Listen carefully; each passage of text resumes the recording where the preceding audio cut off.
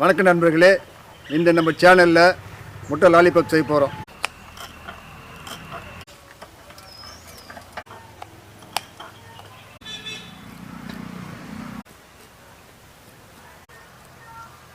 பொடியாக நறுக்கிற வெங்காயத்தை சேர்க்குறேன்.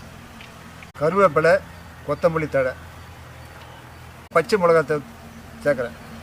கொஞ்சமாக கரம் மசாலா,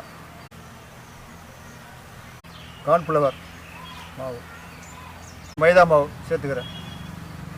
தேவையான அளவு உப்பு சேர்த்துக்கிறோம்.